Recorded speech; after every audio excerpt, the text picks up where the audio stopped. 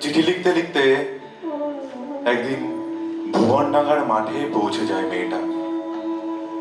শান্তিনিকেতনের কলা ভবনে উঠতে থাকে তার ফেব্রিক করা হলুদ সবুজ আঁচল। রামকিঙ্কর কিছু দূরে মগ্ন হয়ে মেয়েটিকে বানাতে শুরু করেন যেই মেয়েটি দেখে তার আঁচল হঠাৎ ডানায় রামধনু। রামধনুবে কিছু উচ্ছ্বাস গড়িয়ে পড়ে খোয়াইয়ের উদার প্রান্তে। চিঠিতে লিখেছিল, যেদিন তোমার সঙ্গে দেখা হবে খোয়াইয়ে, সেদিন খুব কাঁদব, আর দুঃখগুলোকে প্রজাপতি করে উড়িও তুমি।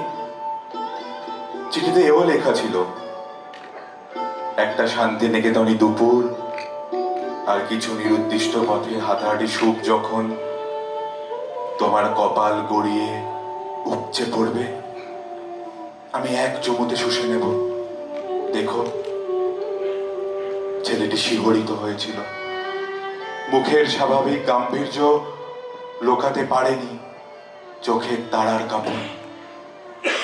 ভারী চশমা লোকাতে পারেনি অন্তহীন নাছোড়বান্দা কিছু অপেক্ষা।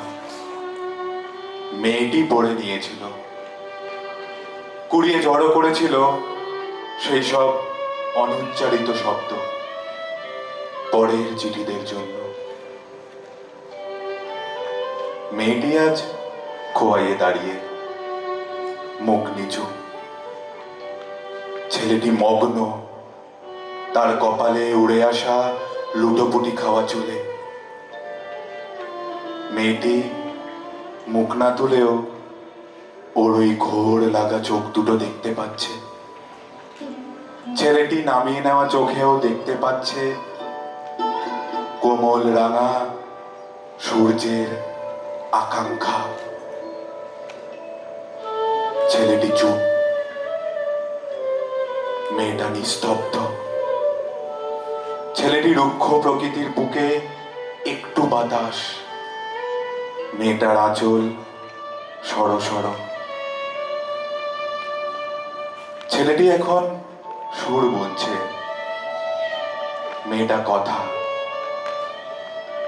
আর দূরে কোথাও কোনো একটা চিঠি লিখে চলেছেন রবীন্দ্রনাথ সকলের অগোচরে।